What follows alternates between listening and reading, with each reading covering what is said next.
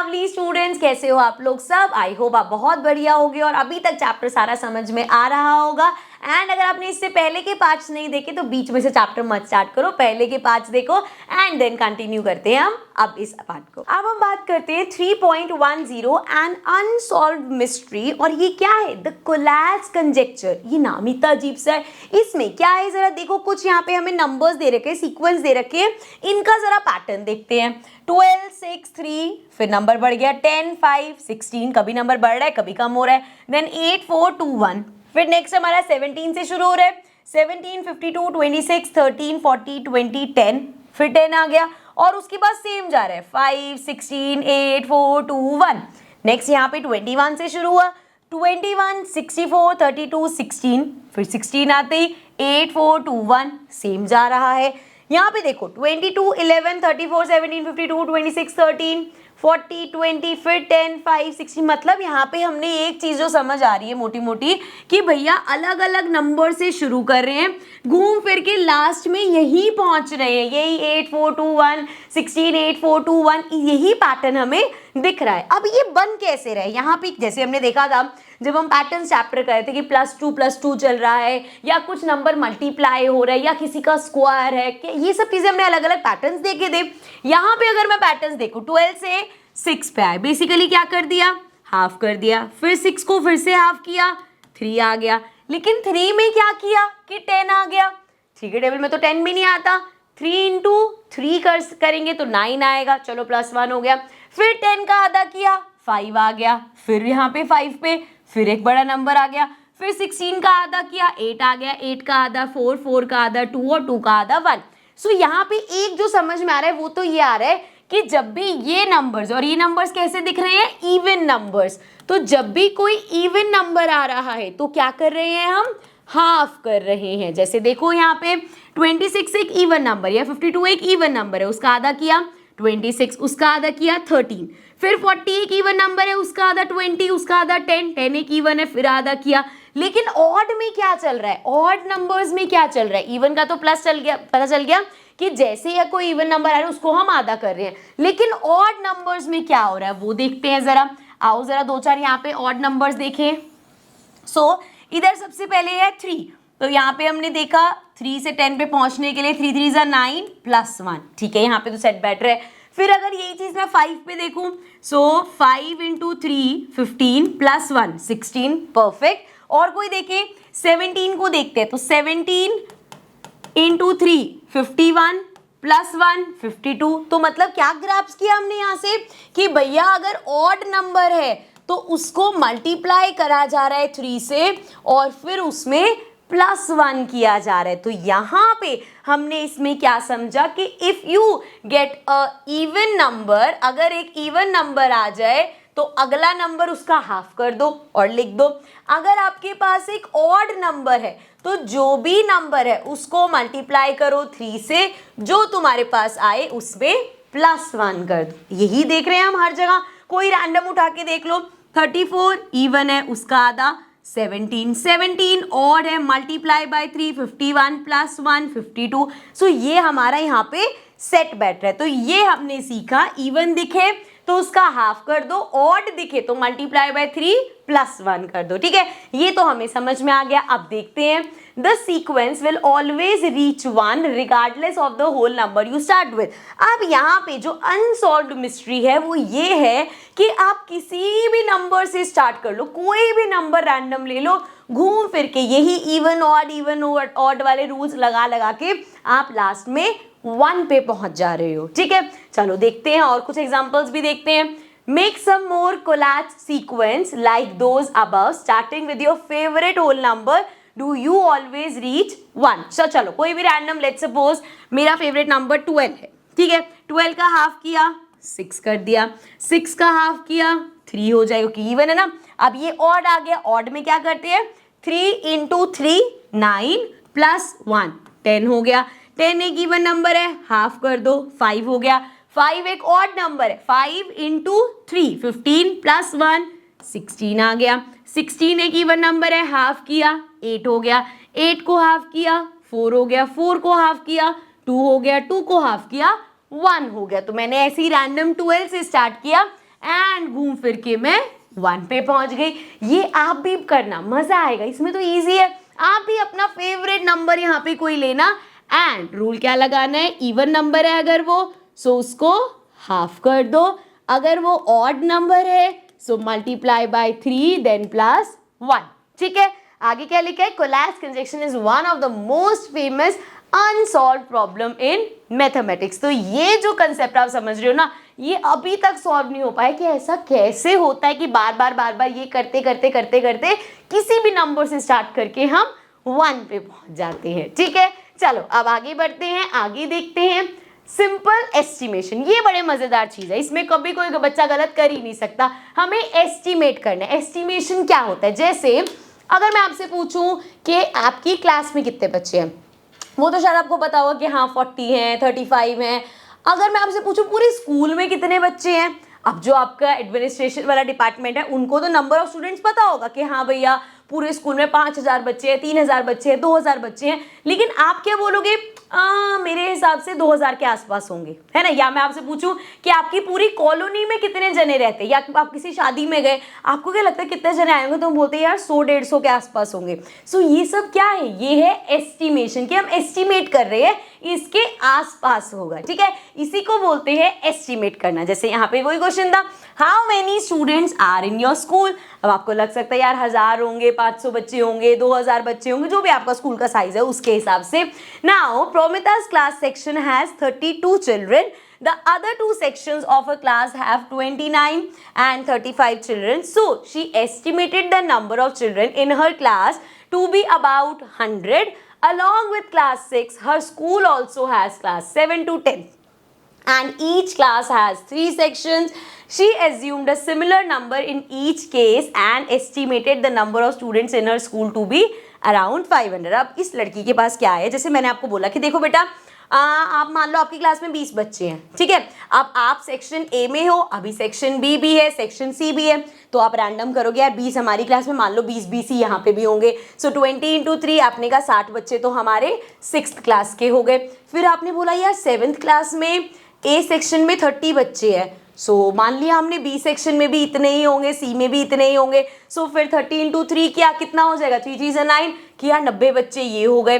सो 60 और 90 यानी 100-150 के आसपास बच्चे होंगे। ऐसे ही तो एस्टिमेट करते हैं। अब ये जरूरी थोड़ी है कि भाई यहाँ टोटल 30 होंगे, हो सकता है 28 हो सकता है 35 हो, कम ज्यादा हो सकता है, लेकिन हम क्या करें, एक एस्टिमेशन लगा रहे। तो इस हिसाब से हम एस्टिमेट करते हैं। जैसे मैं आपसे पूछूं कि मुझे बताओ साल में कितनी छुट्टियां आती होंगी, तो उसका एस्टिमेशन कैसे लगाएंगे। देखो आगे भी ऐसा क्वेश्चन भी आएगा, लेकिन यहाँ पे समझते हैं आप साल में कितनी छुट्टियां होंगी। यार हर हफ्ते सैटरडे संडे तो ऑफ होता ही है, तो 52 तो सैटरडेज हो गए, 52 ही संडेज हो गए, अगर स्कूल में सैटरडे संडे दोनों ऑफ होता है। फिर हम कहेंगे कि यार बीच में 2 महीने की छुट्टियां आती हैं। सो मान लो पूरे अब 2 महीने की तो आजकल होती नहीं, तो 30 का मंथ होता है, मान लो 30 और 15 45 के करीब समर ब्रेक होता है हमारा, ठीक है। उसके अलावा फेस्टिवल्स वगैरह सोचे, हर महीने कभी जैसे कोई पूर्णिमा है, ये है, अलग अलग फेस्टिवल्स है, पब्लिक हॉलीडेज है, मिला के हर महीने 2 छुट्टियां तो आ ही जाती हैं। तो 12 महीने में कितनी छुट्टियां हो गई, ऑलमोस्ट 24 छुट्टियां। चलो बीच में समर वेकेशन निकालते तो 20 छुट्टियां होंगी, ठीक है। तो इस तरीके से हम एस्टिमेट निकालते हैं। इसमें आगे अपने और कर ले कि यार 15 छुट्टियां में विंटर ब्रेक्स की भी मिलती है, 10 छुट्टियां विंटर ब्रेक्स मिलती हैं, तो कितना हो गया ये 5 6 7 8 9 एंड 2 3 4 5 6 7 8 9 10 11 12 13 14 15 16 17। सो भैया 180 के आसपास छुट्टियां होती है। ये क्या है, दिस इज एस्टिमेशन। और इस तरीके से हम एस्टिमेट करते हैं। अब इसमें कुछ एक्यूरेट तो नहीं है, जरूरी तो नहीं है भैया फेस्टिवल और पब्लिक हॉलीडे 20 ही हो, कम ज्यादा भी हो सकते हैं। जरूरी तो नहीं है कि हर साल 52 संडे 52 सैटरडे आए हो, कभी 53 भी हो सकता है, 54 भी हो सकता है ना। सो ये हमारा एस्टिमेशन होता है। चलो अब देखते हैं आगे जरा। आगे हमारे पास कुछ क्वेश्चन है पेज नंबर 67 पे। पहला है steps you would take to walk. अब यहाँ पे अगेन एस्टिमेट करना है सारा, ये नहीं एक्यूरेट बताना है। So from the place you are sitting to the classroom door. अब आप क्लास में बैठे हो, अब हो सकता है बेंच में सबसे पीछे बैठे हो, क्लासरूम डोर बहुत पीछे हो सकता है पहले बेंच में बैठे हो, ये रहा क्लासरूम का डोर। सो कितने भी स्टेप्स हो सकता है भाई सिर्फ 10 स्टेप तक पहुंच जाओ आप, ठीक है। डिपेंड करता है कितनी दूर या कितने पास बैठे हो। तो एक एस्टिमेट लगा दिया 10 स्टेप्स दूर है वो। Across the school ground from start to end। अब स्कूल का ग्राउंड तो यूजली बड़ा होता है, सो एक पॉइंट से पूरा ग्राउंड को घूम के उस पॉइंट पे आओगे, कितने स्टेप्स हो सकता है भाई 100-200, वो तो डिपेंड करेगा ग्राउंड कितना बड़ा है, छोटा सा ही ग्राउंड है तो 100 स्टेप्स में ही हो जाएगा शायद कवर। सो चलो एस्टिमेट हमने कर दिया 200 स्टेप्स। आप इस हिसाब से कर सकते हो ना कि आपको तो दिख रहा है ना अपने स्कूल का ग्राउंड कितना बड़ा है। उसके बाद है from your classroom door to the school gate. अब स्कूल गेट और तुम्हारा क्लासरूम, अब ये तो भैया हर क्लासरूम अलग ही है। कोई होगा स्कूल के गेट के बहुत पास है क्लास, किसी की क्लास मान लो बहुत ऊपर भैया जाके तीसरे फ्लोर पे बहुत दूर है स्कूल गेट से, तो उसको कितने स्टेप्स लेके पहुंचना पड़ेगा। सो अगेन ये सब एस्टिमेट करना है, तुम्हें भी कोई एक्यूरेट आंसर नहीं देना। एंड ये डिपेंड करता है हर किसी का स्कूल कहाँ पे है, कैसा है, अलग अलग स्कूल है, अलग अलग लोकेशंस पे है, अलग अलग बड़ा है किसी का छोटा है, किसी का गेट पास होगा, किसी का दूर होगा, तो ये सब एस्टिमेशन है। उसके अलावा from your school to your home, अब ये भी भैया किसी बच्चे का घर हो सकता है स्कूल के बहुत पास हो, किसी का बहुत दूर हो, तो उसी हिसाब से स्टेप्स अलग अलग होंगे। ठीक है, ये सारा एस्टिमेशन का खेल है। यहाँ पे कोई वो नहीं है कि भैया नहीं ऐसे कैसे लिख दिया 20 स्टेप्स 30 स्टेप्स में पहुंचेगा, तो कोई तुम्हें आके जज नहीं कर रहा। चलो, number of times you blink your eyes और number of breaths you take. अब 1 मिनट में, हाँ ये ध्यान रखना, जैसे मान लो मैं कह रही हूँ कि यार 1 मिनट में ना मैं अपनी आंखों को 10 बार मैंने जब जब जब जब जब जब किया, तो अब ये मत कर देना कि 1 घंटे में 5 बार किया होगा।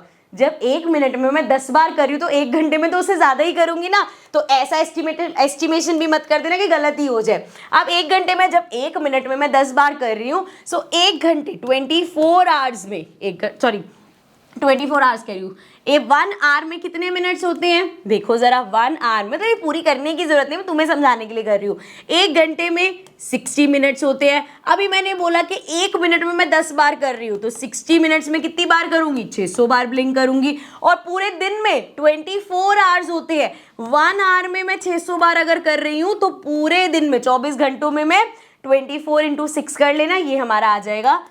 ये यार सिर्फ एस्टिमेशन है, पूरी ऐसी कैलकुलेशन नहीं भी करोगे तो चलेगा। 24 × 6 करते हैं, 6 4 ज़ा 24, 6 2 ज़ा 12, 13 14, सो 144 और साथ में 2 0, तो भैया एक दिन में 14400 इतनी बार मैंने आइस को ब्लिंक किया। ठीक है, अब ये भी कुछ इसका वो नहीं है कि नहीं भाई 10 नहीं तो 20 बार ब्लिंक करी तो चलेगा, एस्टिमेशन है। चलो आगे देखते हैं। नेक्स्ट हमारे पास है name some objects around you that are a few thousand in number. ऐसी कोई चीजें अपने आसपास जो थाउजेंड्स में होंगी। आप बुक्स सोच सकते हो, लेकिन बुक्स इतनी मेरे को लग रहा है हंड्रेड्स में होंगी। क्लास में 40 बच्चे भी है, हर बच्चे के पास भी अगर 10 बुक्स भी हैं तो 400 बुक्स बनती है, 20 बुक्स भी हैं तो 800 बुक्स बनती है। हाँ कह सकते हो भाई थाउजेंड्स में चली जाए, 1000 बुक्स हो एक क्लास में। बट इसके अलावा भाई और क्या हो सकता है जो थाउजेंड्स में हो। बुक्स हो गई हमारे पास, या अगर आपको बाहर गार्डन में लीव्स वगैरह दिख रही है तो बहुत सारे अगर ट्रीज है तो भैया थाउजेंड्स में नंबर ऑफ लीव्स हो सकती हैं। इसके अलावा नेक्स्ट बोला है मोर देन 10,000 इन नंबर, 10,000 से भी ज्यादा हेयर हो सकते हैं। अगर क्लास में बहुत सारे बच्चे बैठे, सबके बैठ के हेयर काउंट करो कितने सारे हो सकते हैं। या अगर हम घर पे बैठे हैं, राइस हो सकता है, चावल देखिए ना छोटे छोटे कितने दाने होते हैं, तो उसको गिनने बैठोगे हो सकता है भैया 10,000 से भी ज्यादा हो जाए वो। सो इस तरीके से ये चीजें हो सकती हैं। आगे देखो number of words in your maths text book. अब यहाँ पे हमें गेस वर्क करना है कि आपकी मैथ्स की टेक्स्ट बुक में 5000 से ज़्यादा वर्ड्स होंगे या 5000 से कम वर्ड्स होंगे। अब उसमें हम ऐसे लगा सकते हैं कि यार एक ही पेज में हम अगर गिनने बैठे तो 500 वर्ड्स तो वहीं मिल जाते हैं, और इतने सारे पेजेस की बुक है, सो मोर देन 5000 वर्ड्स होंगे। इसमें आप लेस देन भी कर दोगे तो अच्छा तूने कैसे सोचा लेस देन 5000 होगा। ठीक है, चिल मारो, ये वाला तुम्हारा एस्टिमेशन वाला तो बढ़िया चीज है। नेक्स्ट है हमारे पास number of students in your school who travel to school by bus. कितने बच्चे ऐसे होंगे जो बस से ट्रेवल करते हो। अब इससे तुम हिसाब लगा सकते हो कि यार हमारे स्कूल में 20 बसें हैं, हर बस में 20 से मतलब ये समझ लो 40 बच्चे आ सकते हैं। 4 2 ज़ा 8, इतनी सारी बसेज है, 800 तो भैया ज्यादा बच्चे ही होंगे। सो मोर देन 200। अब अगर हो सकता है आपके स्कूल में 2 ही बसेस, छोटा स्कूल है आपका, 2 बसेस हैं और आप सोचो कि यार एक बस में मैक्सिमम 40 बच्चे या 20-30 बच्चे आ सकते हैं। सो भैया 60 से ज़्यादा बच्चे तो आ ही नहीं सकते, सो दैट मीन्स वो लेस देन 200 हो जाएगा। ठीक है, तो ये सब डिपेंड करता है भाई वो स्कूल वूल डाल रहे कौन के स्कूल में, किसका स्कूल कितना बड़ा है, कितनी नंबर ऑफ बसेस है उस पर। नेक्स्ट है हमारे पास क्वेश्चन नंबर 2 हो गया था ना, बसेस वाला था। सो इसी पेज पे हमारे पास नेक्स्ट क्वेश्चन है Roshan wants to buy milk and 3 types of fruit to make fruit custard for 5 people। तो भैया 5 जनों के लिए वो बेचारा कस्टर्ड बनाने के लिए निकला है। ठीक है, तो उसे क्या क्या लेना है, एक तो उसको मिल्क लेना है और उसे 3 फ्रूट्स लेने हैं। ठीक है, एक तो मिल्क लेना है और 3 फ्रूट्स लेने हैं। कहाँ गया, he estimate the cost to be 100, do you agree with him. अब वो बोल रहे हैं 100 रुपये जेब में लेके निकला हूं मैं, 3 फ्रूट्स ले आऊंगा और मैं मिल्क भी ले आऊंगा कस्टर्ड बनाने का। 5 जनों के लिए मिल रहा है ना, करते करते भी 1 लीटर दूध तो लगेगा ही, या चलो हाफ लीटर में भी बना रहा होगा तब भी ऑलमोस्ट 50 रुपए का तो दूध ही आ जाएगा। अब तुम हिसाब लगा लो, क्या 50 रुपए में 3 फ्रूट्स आ जाएंगे। हाँ, अगर वो सिंगल फ्रूट ले रहा है तो एक अलग बात है, तो हो भी सकता है। यस, अगर भैया वो 3 सस्ते फ्रूट्स ले रहे हैं, मान लो एक बनाना ले लिया उसने, एक मैंगो ले लिया, एक एप्पल ले लिया, इस तरीके से 3 फ्रूट्स लिए तो उसका 50 रुपए में आ जाएगा। हो सकता है दूध आधा लीटर ले रहे तो और थोड़ा सस्ता हो जाए। तो yes, it can be done. 100 rupees में, कहाँ गया भाई, 100 रुपीज में कर सकते हैं। हाँ भैया, कोई बड़ी मॉल जाके वो शॉपिंग कर रहा है तो 100 रुपए में नहीं बन पाएगा। ठीक है, चल आगे बढ़ते हैं। नेक्स्ट देखते हैं, estimate the distance between Gandhinagar which is in Gujarat. So यहाँ कहीं पे गांधीनगर हमारा गुजरात में है एंड कोहिमा जो कि नागालैंड में है, तो इनके बीच का डिस्टेंस कितना होगा। सो कितने 1000 किलोमीटर। ये तो वैसे देखा जाए एसएसटी मतलब मैथ से ज़्यादा तुमने एसएसटी में देखा होगा कि यहाँ से यहाँ तक कितने किलोमीटर है, यहाँ से यहाँ तक कितने किलोमीटर है। तो एसएसटी के तुम्हारे फर्स्ट चैप्टर में ये चीज़ आई होगी, तो वहाँ से गेस मार देना कितने किलोमीटर है, एग्जैक्ट नहीं लिखना। ठीक है, गेस वर्क चलेगा। चलो आगे देखो, हमारे पास क्या है। 5th क्वेश्चन है, Sheetal is in grade 6 and says she has spend around 13,000 hours in school till date. Do you agree with her, why और वाई नॉट। अब वो 6th क्लास में, मान लो भाई वो स्कूल में गई है नर्सरी क्लास में और नर्सरी क्लास से उस स्कूल में है, तो नर्सरी का बच्चा मैक्सिमम 4 घंटे के लिए जाता है एक दिन में। ठीक है, और एक साल में अभी हम एस्टिमेट कर ही रहे थे भैया, टोटल 365 डेज होते हैं एंड उसमें से हमने देखा कि भैया 180 तो छुट्टियां ही होती है। ठीक है, मान लो मोटी मोटी हमने 200 छुट्टियां मान ली, 200 तो शायद ज़्यादा हो जाएगा पर चलो कोई बात नहीं। सो कितने दिन बचे, 165, या मान लो चलो 200 दिन स्कूल जाना होता है। ठीक है, ऐसे मान लिया हमने। सो 4 घंटे 200 दिन कितने, 4 2 ज़ा 8, 800 आवर्स। नर्सरी में वो 800 आवर्स गई। इसी हिसाब से उसने मान लो उसी स्कूल में यूकेजी एलकेजी सब किया है, तो 800 घंटे यहाँ, 800 घंटे यहाँ। ठीक है, कितना हो गया, 8 8 8, ये हो जाएगा हमारा 2400 घंटे हो गया। उसने 13,000 बोला है। अब यहाँ से 1st 2nd 3rd 4th 5th 6th, अब भैया फर्स्ट क्लास का बच्चा मान लो 6 घंटे के लिए जा रहे हैं, 6 घंटे इंटू 200, 6 2 ज़ा 1200 आवर्स। और फिर 1 2 3 4 5 6 6th क्लास तक हुआ ना, तो 1200 इंटू 6, अभी देखा है ना हमने, बार बार 1200 को प्लस करने की जगह इंटू 6 कर लेंगे हम। सो 6 0 से 0, 6 0 से 0, 6 2 ज़ा 12, 6 1 ज़ा 6, 7, सो 7200 प्लस कर लो, ये हो जाएगा 0 0, देन 4 5 6 7 8 9। भैया इतना ज़्यादा हमने मान के 200 दिन रोज के 6 घंटे 4 घंटे करते हुए भी हम लोग 9000 घंटों तक पहुंच गए। तो भैया 13,000 तो बहुत ज़्यादा बोल दिया उसने। हाँ भैया, अब ये भी हो सकता है भैया उसका जो स्कूल है वो हॉस्टल काइंड ऑफ हो, तो वो शाम तक उसी में रहती है, तो 13,000 घंटे भी हो सकते हैं। अब ये तो एस्टिमेशन है, हमारे हिसाब से भैया हद मार के 9-10 हज़ार घंटे होंगे, लेकिन यहाँ पे तो मैडम कह रही है 13,000 घंटे। तो सही भी हो सकता है, गलत भी हो सकता है। इस एस्टिमेशन में आप किसी को जज नहीं कर सकते अनटिल एंड अनलेस आपकी ही बात हो रही है, आपके ही साथ में किसी की बात हो रही है जिसमें आप शॉर्ट हो कि भैया हो ही नहीं सकती ये चीज़। जैसे अगर कोई बोले कि मैंने तो एक दिन में मैंने कम से कम 12 घंटे पढ़ाई करी, या किसी ने बोला कि 23 घंटे मैं पढ़ाई करता हूँ, तो भैया वो तो हम शॉर्ट कह सकते हैं कि भैया इसका एस्टिमेशन गलत है। दिन में 24 तो घंटे होते हैं, उसमें से क्या सिर्फ 1 घंटे में वो खाना वाना सोना धोना सब कर रहे हैं, तो वो एस्टिमेशन गलत होगा। ठीक है, चलो आगे बढ़ते हैं। नेक्स्ट देखते हैं। 6th है, earlier people use to walk long distances as they had no other means of transport. So पहले क्या होता है भाई, इतना जितना फ्रीक्वेंटली आज स्कूटी वूटी सब चीज़ें चलती हैं, इतना पब्लिक ट्रांसपोर्ट इतना है, सबके पास अपने व्हीकल्स है। पहले तो नहीं होता, तो पहले कहीं भी जाना होता था क्या करते थे, पैदल जाते थे। So now suppose you walk at your normal pace, जिस स्पीड में आप वॉक करते हो उसी में कर रहे हो, approximately how long will it take you to go from your current location to one of your favourite place nearby. अब अगेन देखो यहाँ पे भी एस्टिमेशन ही चलेगा। अब भैया मेरी जो फेवरेट जगह है वो हो सकता है घर से बहुत दूर हो, या हो सकता है भैया घर के नीचे मेरा क्लब हाउस ही हो। सो वो डिपेंड करेगा कि भैया फेवरेट जगह कौन सी है। तो अगर भैया मैं कह रही हूँ कि मुझे तो नीचे क्लब हाउस तक जाना है, तो भैया मैं तो 10 मिनट में पहुंच जाऊंगी। अब मैं कह रही हूँ बहुत दूर जो कोई जगह है, तो मुझे हो सकता है 2 घंटे भी लगे पैदल जाते जाते, ठीक है।